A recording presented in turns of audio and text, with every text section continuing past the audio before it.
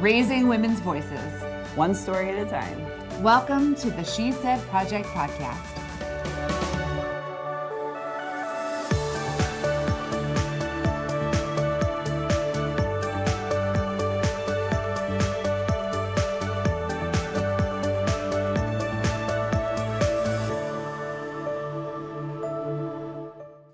So today is a very special episode of the She Said Project podcast.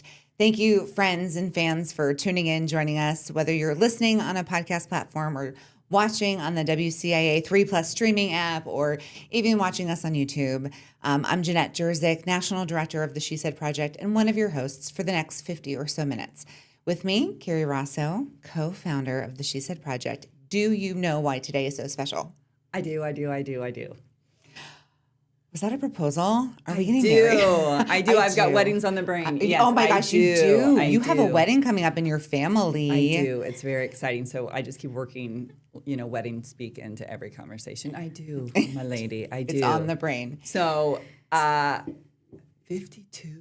Yes, this is so since we started our partnership with WCIA and turned this into A, video format and B, a weekly format, today marks 52 episodes, so 1 year. So happy anniversary. Happy anniversary to our friends and our producers at the She Said Project podcast. I mean, yeah, and it's even more special because we brought a guest from our flagship, homeship, mothership here in the Champaign community. Yep. So it's a perfect full circle moment right here, right now. It really is. I'm over the moon to see this person and then to watch her story again. But I think it's especially fitting that she's here on an anniversary date. Yeah, so it's a celebration. Let's just jump right in. So we're talking about Jacqueline Kalipeni, who's here in person. Welcome to WCIA. Hi, everyone. Live in our very fancy digs. Happy 1 year anniversary. Welcome. Happy anniversary, ladies. Thanks, How awesome. honey. Such a pleasure to even have been thought of, and to be the last episode of the first contract is amazing. A lot of people who know me know I'm a humongous fan of Sky Daddy, Jesus and them. I'm a humongous fan. Jesus and them. The whole Okay, Sky gotcha, team. gotcha. And I find it to be that thing, that I'm just trying to follow what God has called for me to do, and grateful to be able to be a part of this, because I truly believe, I was called to be here with you guys. I didn't know I was going to be called for today, The specific call. Okay, Right, so let's right. hear the tea. How did you get the specific call? How did you wind up on that stage? So the way I wound up on that stage, honestly, was because my girlfriend, Janaea Modest, was speaking at the flagship Danville. That is correct. That's what she said. And I was traveling. I wasn't able to be there for her. So I had secretly put a gift together, and I had called Jeanette and I said, hey, let's meet for lunch. And she was like, okay. You Jeanetted Jeanette. I Jeanetted Jeanette. She pulled a Jeanette. You did a reverse Jeanette. I did. Hey, let's have lunch. And I met with her and I gave her this box for Janaea, and she was like, what is this? And I was like, I'm not there for my girlfriend, and, I'm a supporter. I love my girls, Huge cheerleader. I love my girls, You really do. I do, and I think it's important to be intentional with how you love people. And so I wanted her to know that I was there without being there. And so we just started talking, and I said, how did Janae even get here? What happened? How did she? Because Janae is not at that time, she wasn't a super, let me be on a stage and speak about my life. She was not that girl. So I was like, how did she get here? Right. And she was like, oh, Janaea and I just talked one day, and she said, if there ever is a time that you want another speaker, let me know.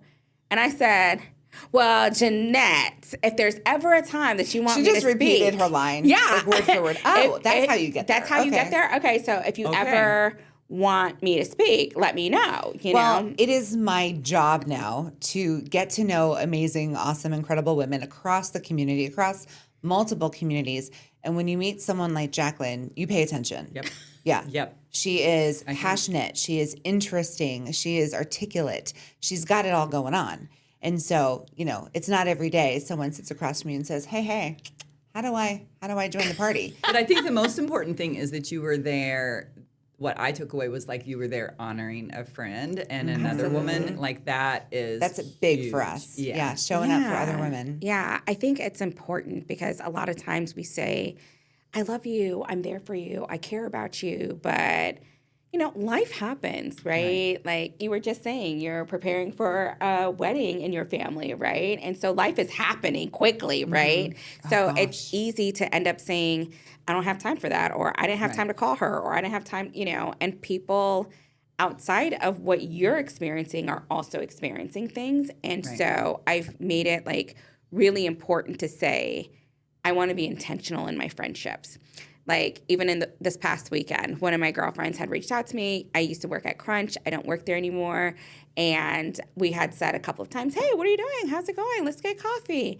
And nobody had ever said, let's get coffee on Wednesday at 3:00, right? And so this time I said, hey, let's do brunch on Saturday at 11:30.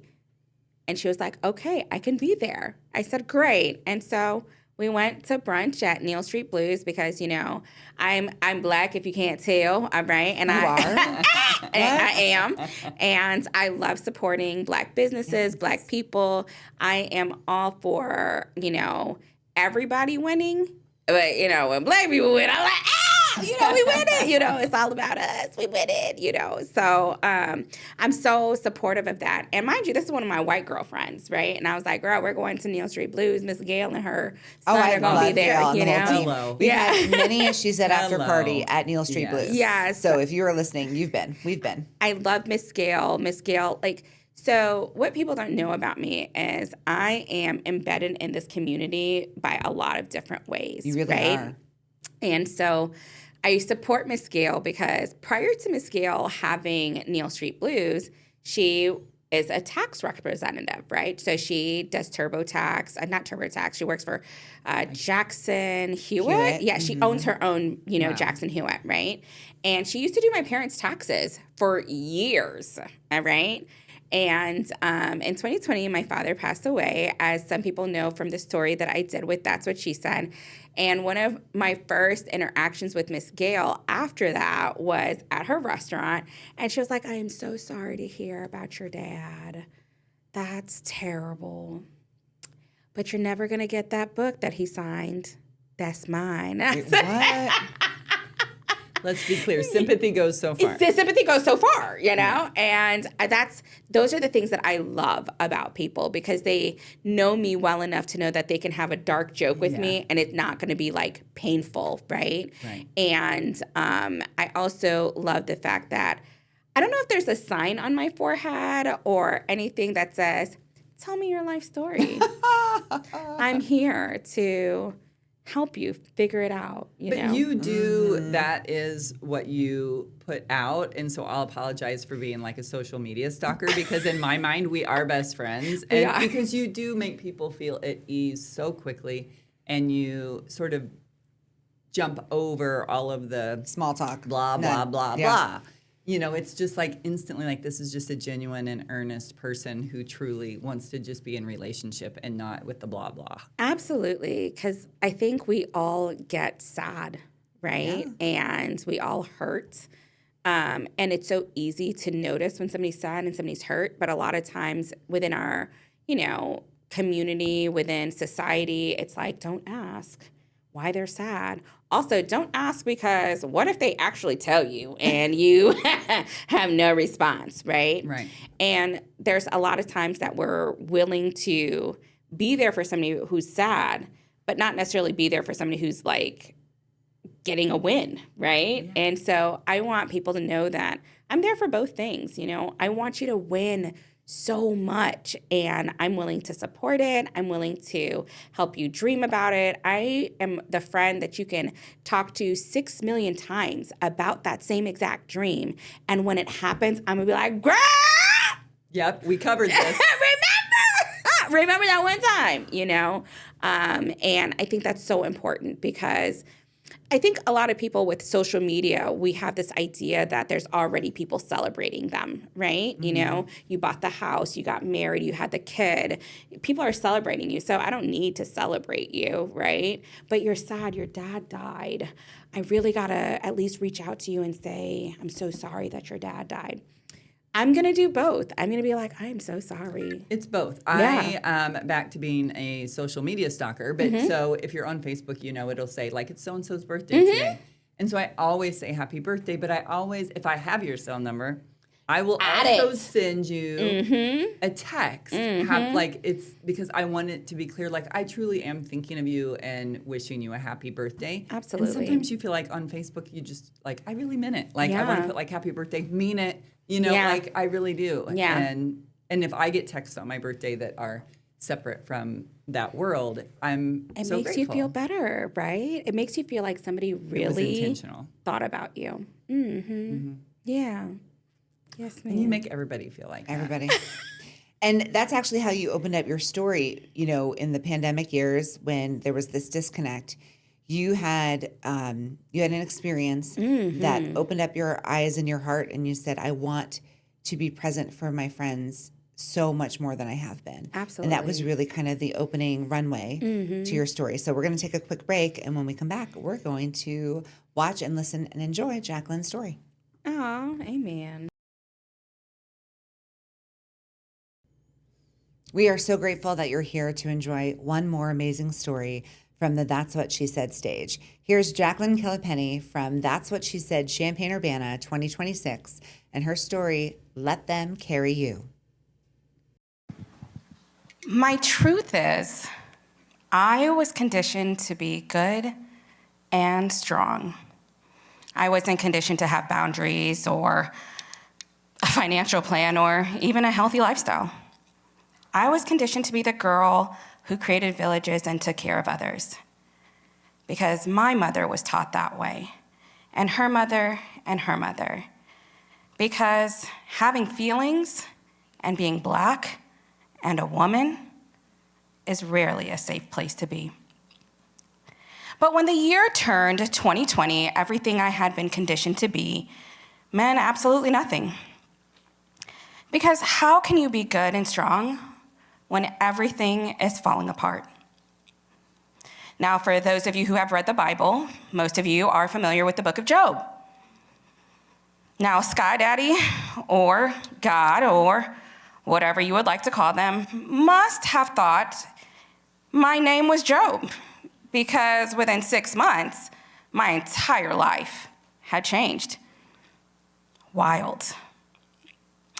It started on January 3rd when a good friend of mine, Rodney Butler Jr., passed away. Now, Rodney wasn't just one of my closest male friends. He was the boy who danced with me at Edison Middle School's 8th grade dance to Monica's For You I Will. Now, we remained friends for his entire life through all of our big and small moments. His death made me reevaluate. Who was I? And how was I showing up for people right now? So I wanted to show up for my friends and love them right now. I drove down to Champaign and I said, I'm gonna go check out what everybody's doing. So on February 22nd, I called my girlfriend Tanisha to hang out. Now, she had the audacity to say that she was busy. And, you know, me, busy doing what? And she says, well, you know, I just finished my esthetician's license and I'm booking facials. So I booked a facial. I got off the train, got home, put my stuff down, and went straight to her house. The minute I got out the car, I screamed, bitch!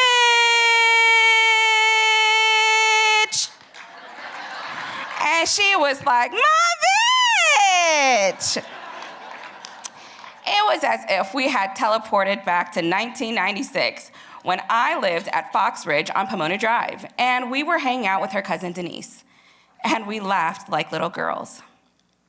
I asked her if we could do my facial on live on Facebook. I wanted to let the world watch her do what she loved to do, which was loving the people that loved her. She blessed my body with her hands, the massage to my face and shoulders, the scrubbing of my lips, and the steam that created an amazing moisture on my face. She essentially washed my face so good, I don't think it was ever that clean. Ever. We talked, we laughed, and we told stories to each other and to the world. I got to hear her laugh and totally be engulfed in her passion. On Sunday, February 23rd, 24 hours after our amazing moment, Tanisha had been murdered. I felt the shock pulse through my body and tried to understand what I just had heard. She was gone.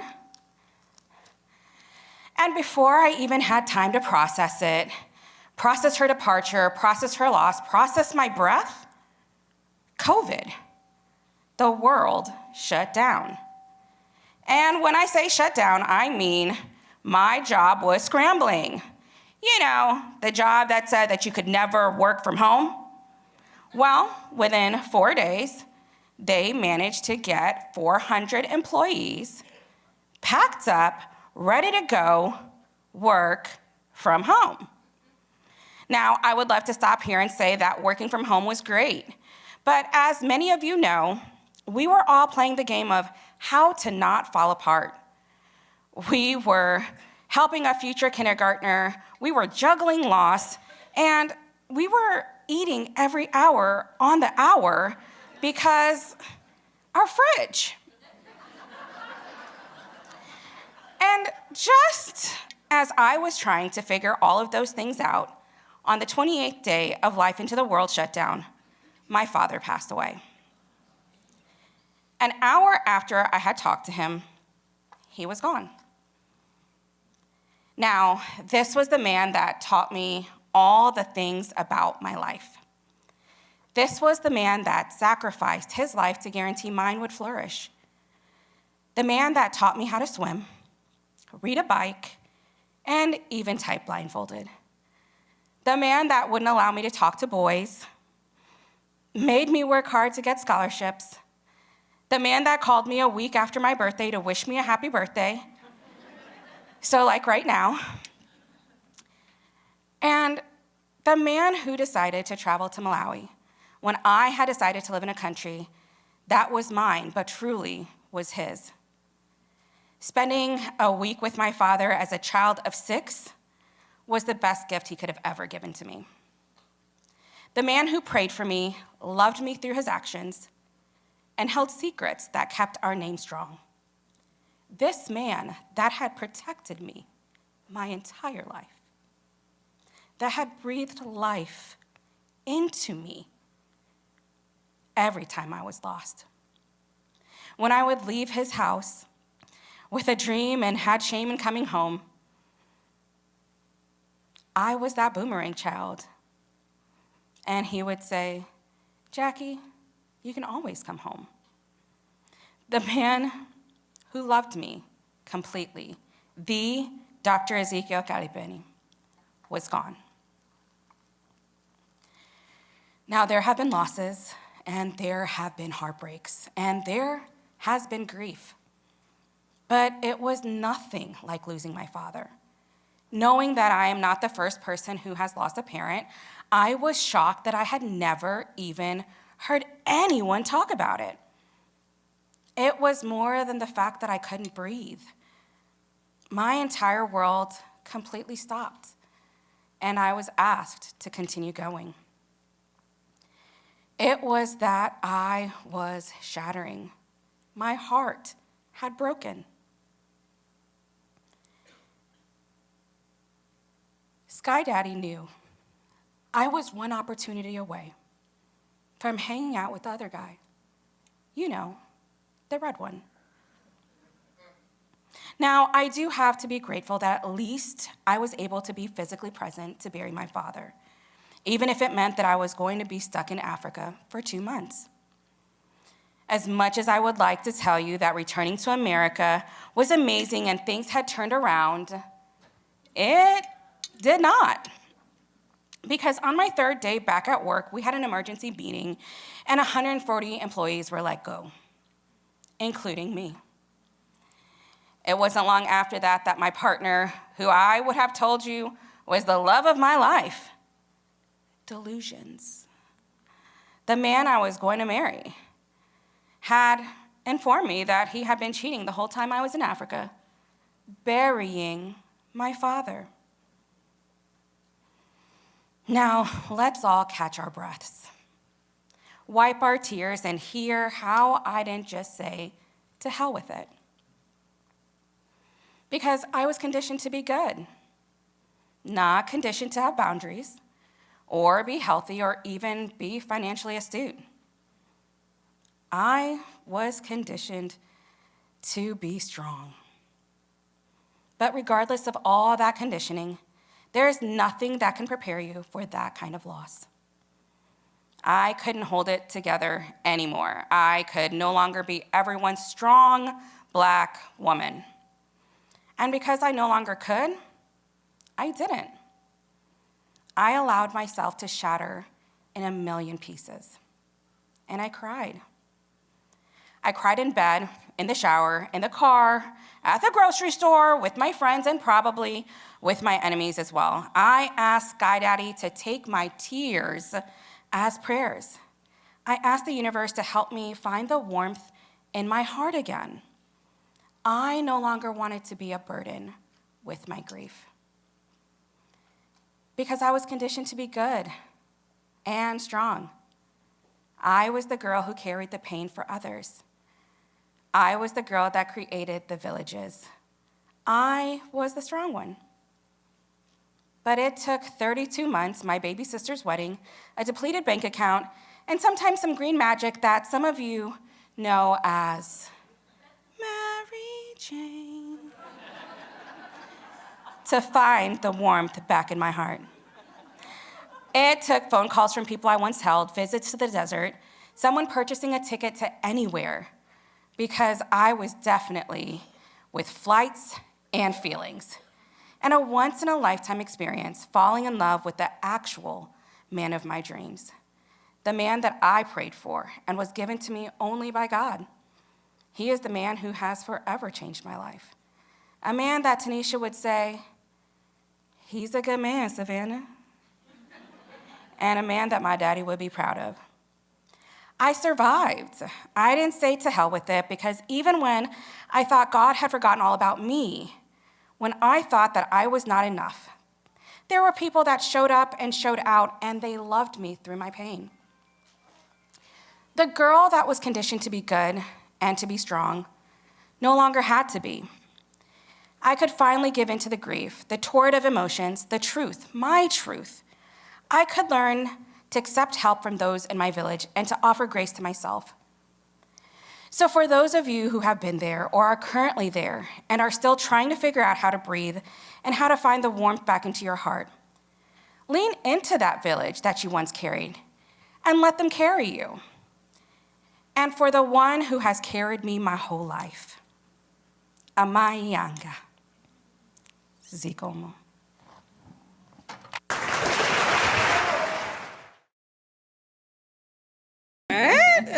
Pass the tissues. We all need a moment. Jacqueline needs a moment. Oh my goodness. I know, revisiting that, it's powerful. We have told many stories of loss on the She Said stage, but this one is incredibly special. You have a way of sharing this very deep loss in a way that's endearing, empowering, sympathetic. It's like poetry.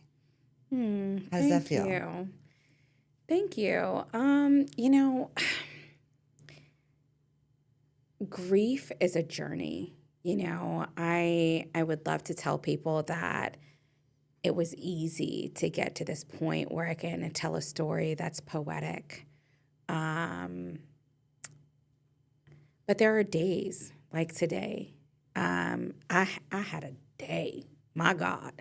And there are days that you find yourself that misses that person, because my daddy was my protector. My daddy was the man who, if things were completely falling apart, would be like, so what? He would just remind you that you were built for this.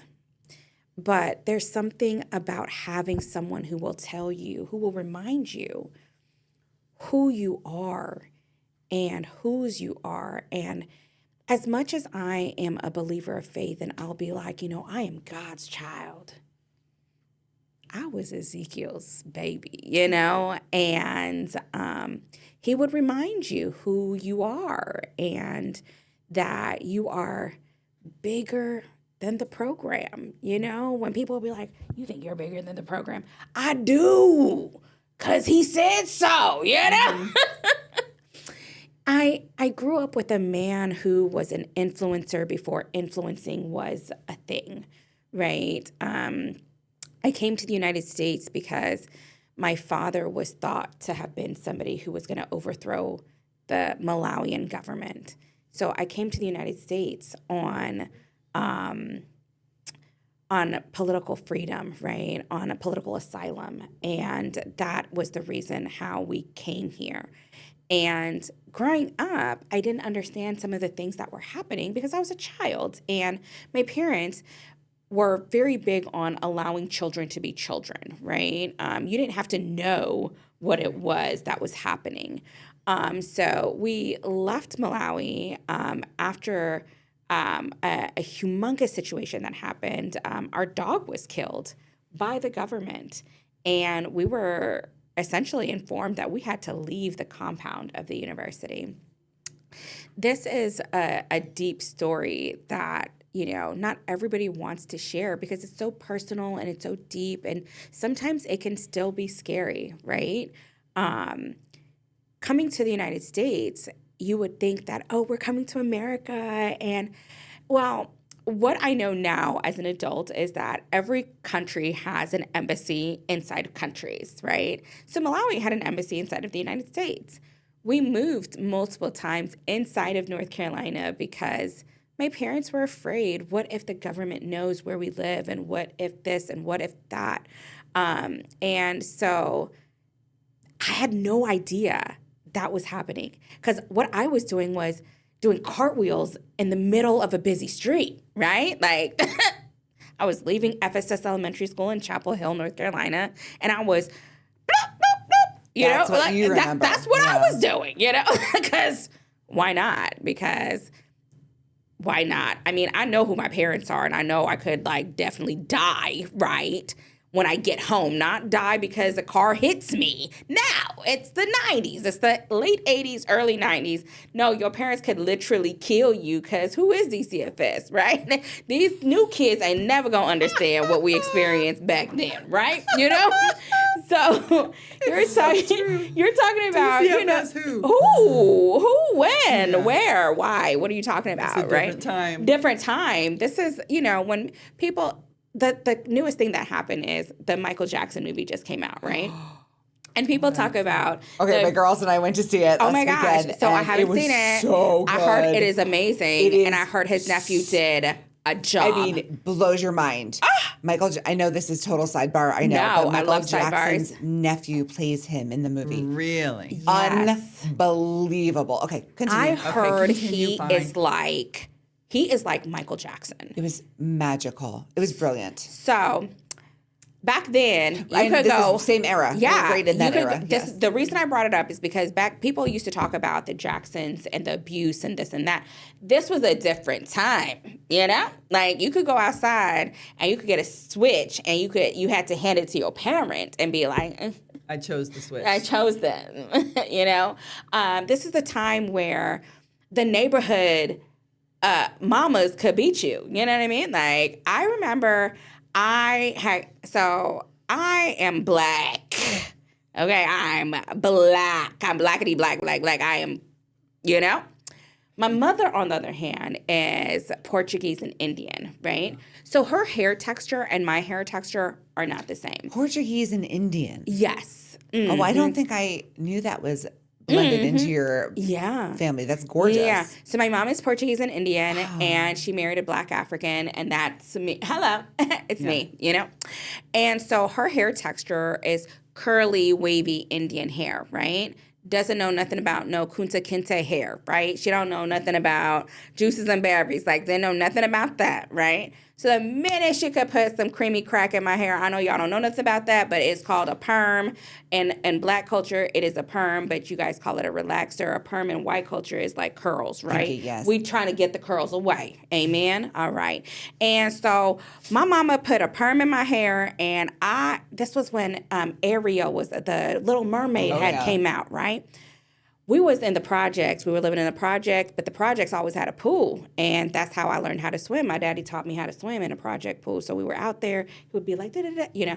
So at this point, I thought I was a swim champ, right? I was in the Olympics, okay? And the thing about black hair is you could not get it wet.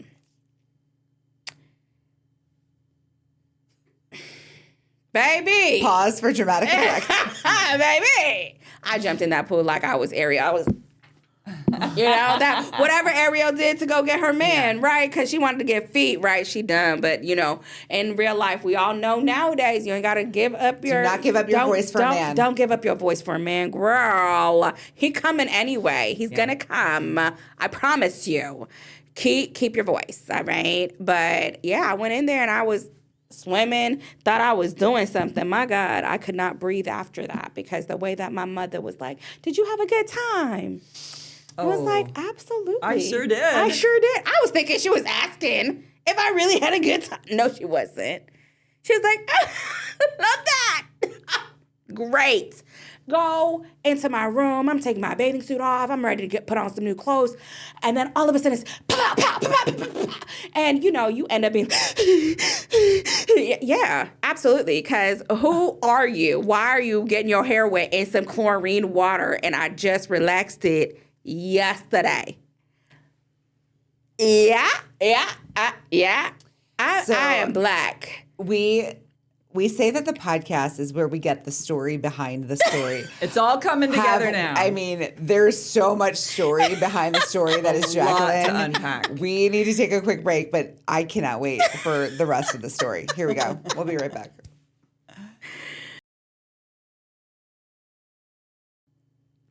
Jacqueline, it is so clear that your parents have this incredible influence on who you grew up to be. Good and bad, I suppose, or that's just the way it was, or it's you know, at 43, it's good and good, you know. I love that. It's I was trying to catch my breath, you know, in 1991, you know, because what was I doing? But do you think it made you a better person? Absolutely. Do you think you learned? Girl, You better have. you ain't never had no black mama, so if you had a black mama, you would have, you know, I wasn't hard-headed, okay? I'm good one time. I was only hit twice in my life. That was the first time, for real, right? The second time didn't happen until I was way so-called in my head grown. I was 16, and I had said something to my mama. You made some choices. And she took it back to what's love got to do with it and was like, pow! You know what I mean? Like, I was definitely teen, and I get that moment, and I was like, my God, today. And I just went to bed, because what was like... Where do you go from that? Where do you go from Took it back to what's that? Yo. And so, so no one was injured in the making of it. Absolutely not, you know. But, you know, I you know, a lot of people... Maybe a little PTSD. Just tad bit, you know. But a lot of people hear my story and hear about my dad a lot. But it would be remiss for me to not mention his wife, right? My mother is absolutely amazing. She is a true godsend. We bump heads a lot because we're very much alike, right?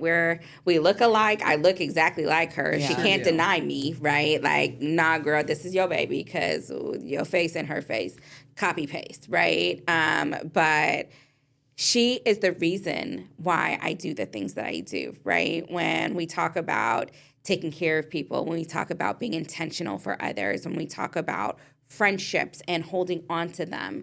A lot of immigrant women coming into the United States in the late 80s and early 90s didn't really get to form friendships, right? And it wasn't until I got older that I learned the importance of girlfriends. You know, girlfriends is how some of us stay married, right? I'm not married by any means, but I do have a partner and I love him to life, right? And I have been granted, grace from God, right, to have a good man, because it's 2026, yeah.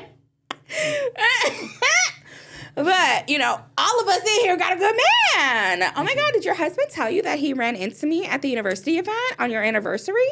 He sent me a picture of you Oh, my guys. God, yes. Good man. He's a very good man. Okay, That's a good man. Baby, honey, listen, he's such a good man. And he was like, I can't believe I forgot who you were. And I was like, baby, listen, it's okay, you know? If he could keep track of all the incredible women and people in my life, I'd be, That's darn a good impressed. problem to Yeah, have. it's a good problem But to I have. think when you have a partner or somebody who knows, I have like a standing date with my two best girlfriends. And he knows how important that is, because it's the mom ain't happy, ain't nobody happy. And if I don't get girlfriend time, I am not as full of a person as when I don't. So it really is telling when you have a partner who is like, I think it's time for you to go. And I think time. we underestimate the importance of girlfriends, right?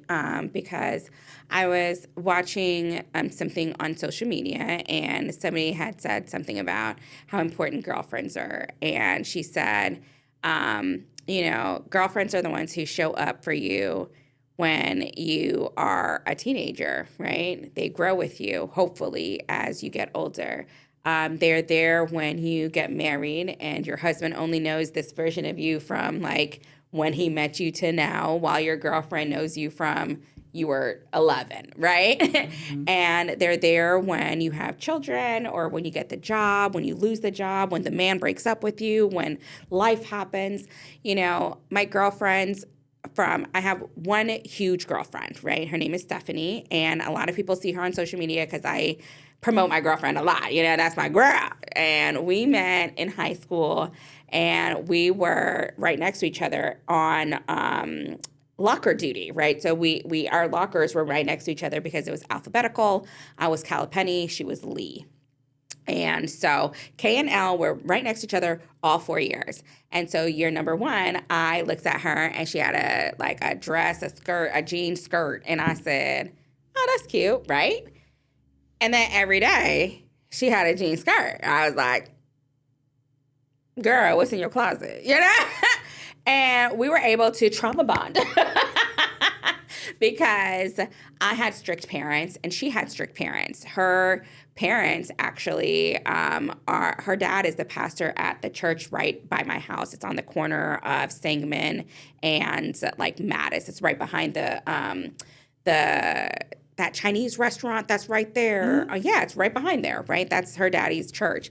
And so we grew up learning each other and learning about each other. And we knew each other when she got married, when she had kids. Her kids call me auntie, I have watched her become amazing, right? Mind you, she was amazing when we were 11.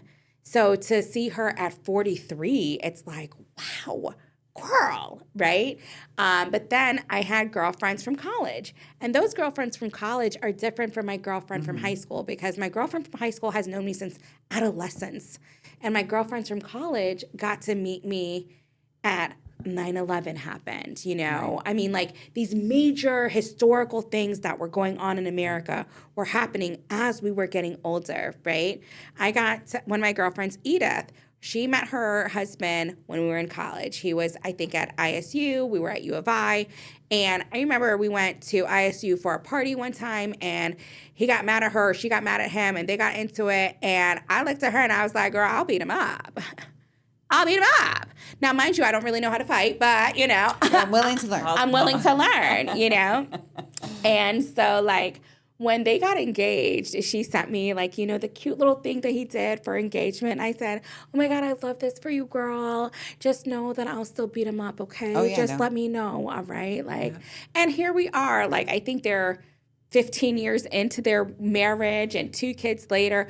I've been able to watch my girlfriends really be great, not just like in creating families, but also like in their careers and their mental health journey and getting a therapist. And why are we in COVID? What is this about? Like, how are we isolated?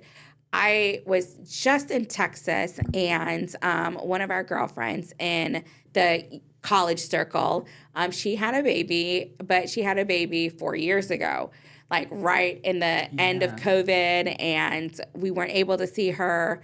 I went to Dallas 2 weeks ago because my sister just had a baby in Houston. So I was like, let me fly to Dallas first. I flew to Dallas. I got out of the group chat, guys. I got out of the group chat. Good It job. took 5 years, but I got out of the group chat. And I got to see her. I got to see her baby. I got to see her husband. Her kids, who the last time I saw them were like 4th and 5th graders, are now like, you know, high school students and middle school students. And I was like, why is he taller than me? I don't understand what's going on, you know? See, when you have longevity to friendships, you're able to see that whole journey. Yeah. And I think it's so important, right? Because I think we are in this social media culture where it's easy to get rid of people, right? Like you can. And COVID, you combine COVID with that and like confession time, like by the end of COVID, and I'm a people person. Yeah. And when we were first coming out of it, I had so quickly adapted to not having that. So my fear was actually, you know, I would throw out like, we should get together and have coffee. And my fear was they were going to be like, how about right now or Wednesday at 3? Because I was like, I don't mean it. I'm saying what I know normal people are supposed to be saying right now, but I am used to being home in my fuzzy robe with just my family. And like, but I knew like, that's not right. I can see you. There's an introverted side to you that gets fatigued, people fatigued, Quickly. and you need Gotta go. the TV, the screen, the whatever, the gotta popcorn. You need that alone time. It refuels you. Yeah. I get it. I see Jacqueline having her own podcast, talking all about girlfriend relationships. I am just soaking it in. Like, this is fabulous storytelling, which is something we love here at She Said. So we're going to take a quick break and see what else Jacqueline has to say. A lot. You guys are.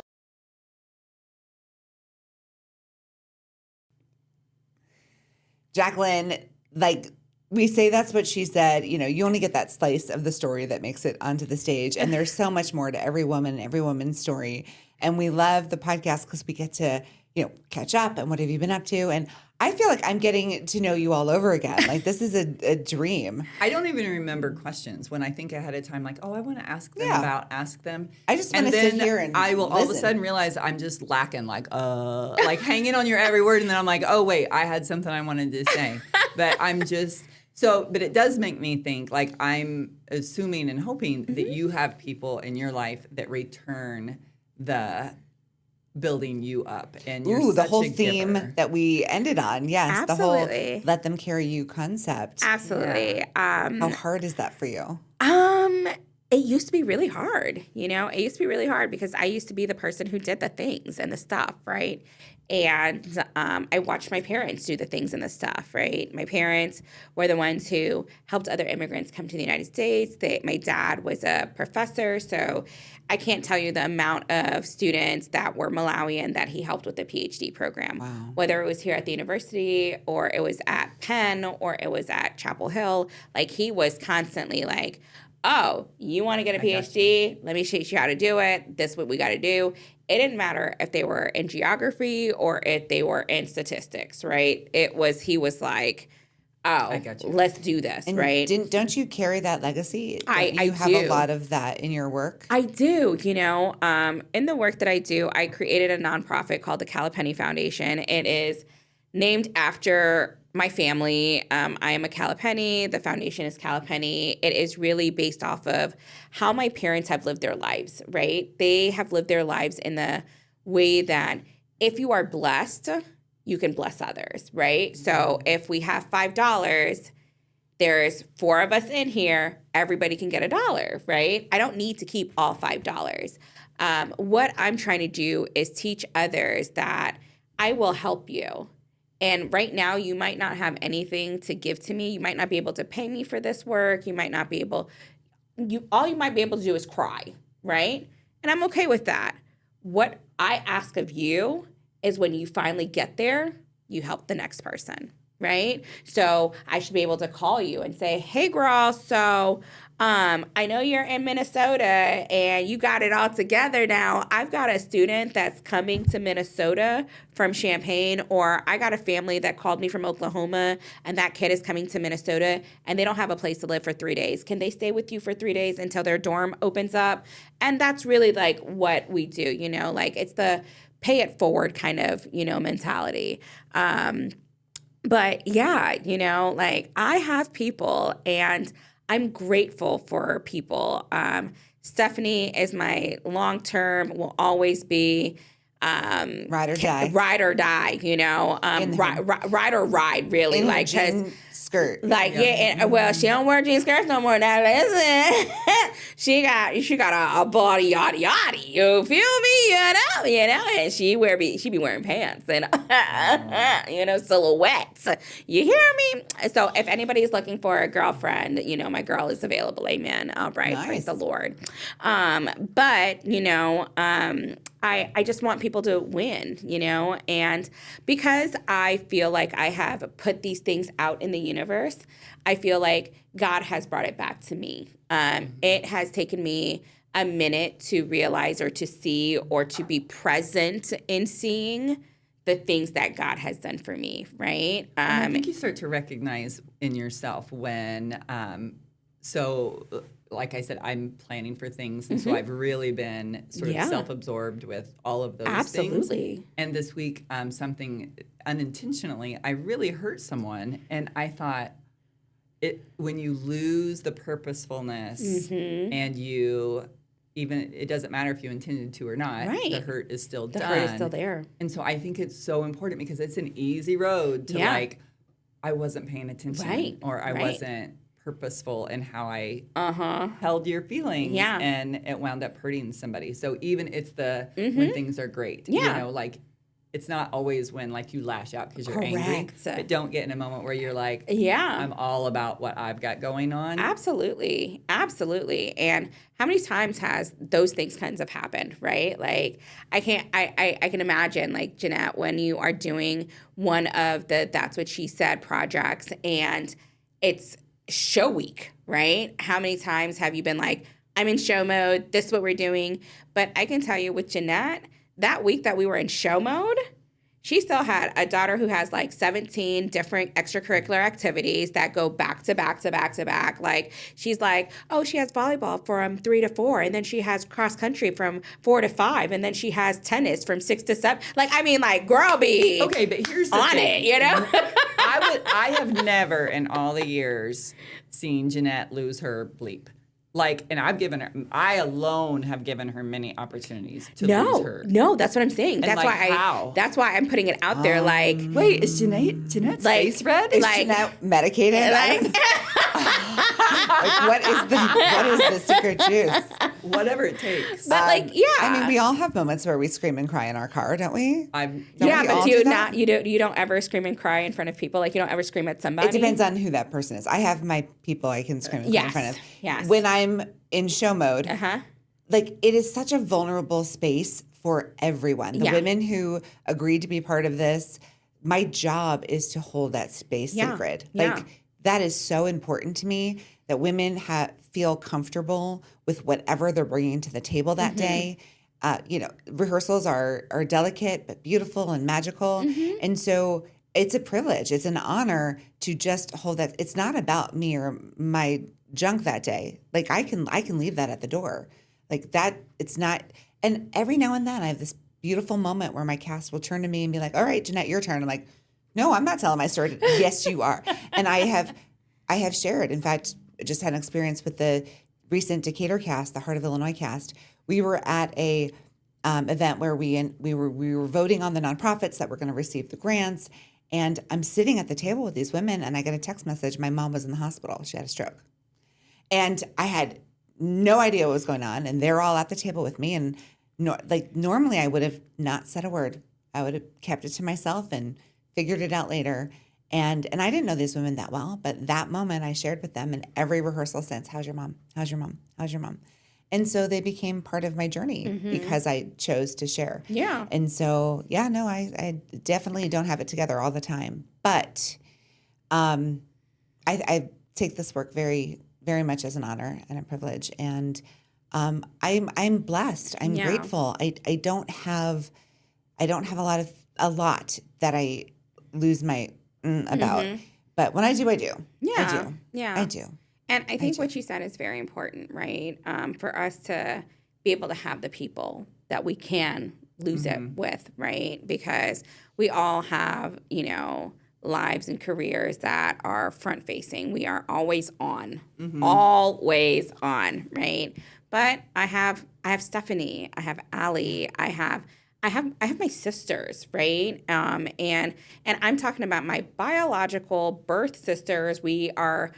Fatima created us from scratch, embryo scratch, right? And so Embryo scratch. And so nobody can tell you them. like your sister. No one is a bigger cheerleader for you, and nobody can put at least me in my place faster than my sister being like, you're not all that. Like, check we can yourself. never recreate that bond, that comes from she, created you, sister, but we've created something pretty special at the She Said Project. Absolutely. It's a sisterhood that we create for each group of women, and then to watch them. We've had more than 500 women cross the She Said stage as of today. And so, like I said, it's just been mind-blowing, but an honor and a privilege to watch. And so, Jacqueline, you're in the family. Yay. Sisters for life. I'm so excited. We are so grateful on our to have anniversary. you on our one-year right? anniversary. So thanks for spending some time with us today. Thank you And guys for let's say goodbye to inviting our me. friends and goodbye on our anniversary episode. Bye. We had a great time. Thanks for joining us. Yay.